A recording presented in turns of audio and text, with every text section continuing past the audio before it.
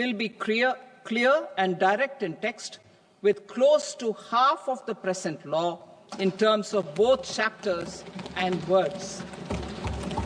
It will be simple to understand for taxpayers and tax administrators, leading to tax certainty and reduced litigation. Reforms, however, are not a destination.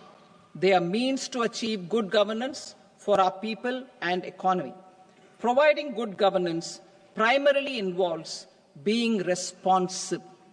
The Tirukural captures this in verse 542, which reads, "Vaanokki vaazhum ulagallam, mannavan kol nokki vaazhum kudi," meaning, just as the living beings live expecting rains, citizens live expecting good governance.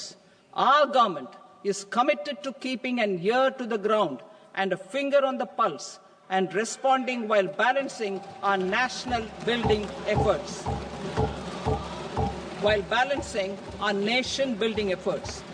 The following measures will detail just how our government will, under the guidance of PM Modi, has taken steps to understand and address. I repeat that sentence, sir. The following measures will detail just how our government, under the guidance of PM Modi, has taken steps to understand and address the needs voiced by our citizens. My tax proposals are guided by this spirit. The objectives of my proposals are as follows. Personal income tax reforms with special focus on middle class. Rationalization of TDS and TCS for easing difficulties. Encouraging voluntary compliance. Reducing compliance burden. Ease of doing business, employment and investment. I will come to my proposal on personal income tax towards the end. TDS and TCS, rationalization for easing difficulties. I propose to rationalize tax deduction at source, TDS, by reducing the number of rates and thresholds above which TDS is deducted. Further, threshold amounts for tax deduction will be increased for better clarity and uniformity. The limit for tax deduction on interest for senior citizens is being doubled from the present 50,000 rupees to 1 lakh rupees. Similarly, the annual limit of 2.40 lakh rupees for TDS on rent is being increased to 6 lakh rupees. This will reduce the number of transactions liable to TDS, thus benefiting small taxpayers receiving small payments.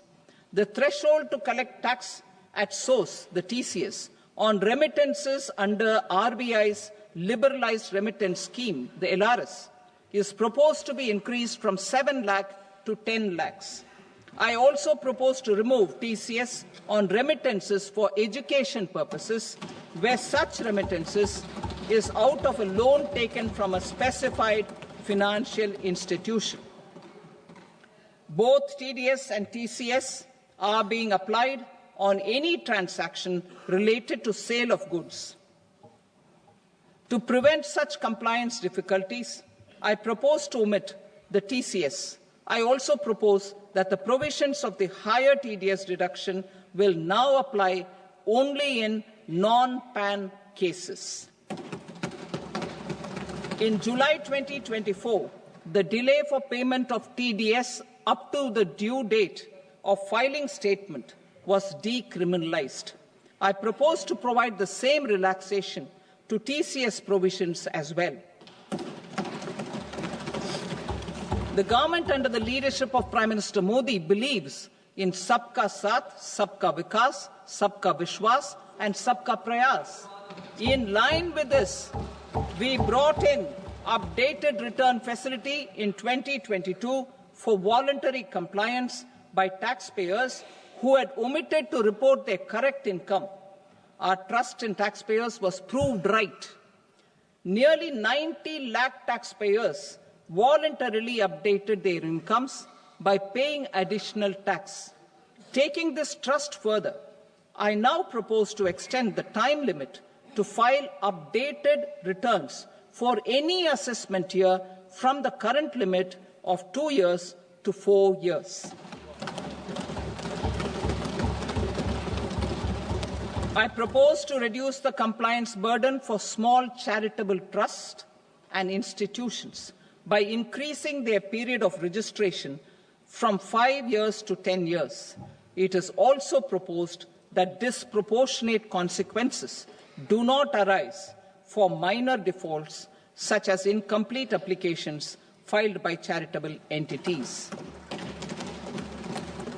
Presently, taxpayers can claim the annual value of self-occupied properties as nil only on the fulfillment of certain conditions.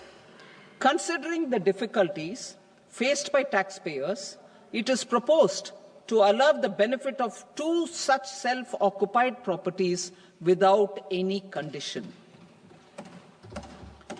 To streamline the process of transfer pricing and to provide an alternative to yearly examination, I propose to introduce a scheme for determining arm's length price of international transaction for a block period of 3 years. This will be in line with global best practices. With a view to reduce litigation and provide certainty in international taxation, the scope of safe harbor rules is being expanded. A number of senior and very senior citizens have very old national savings schemes accounts. As interest is no longer payable on such accounts, I propose to exempt withdrawals made from NSS by individuals on or after 29th August 2024. I am also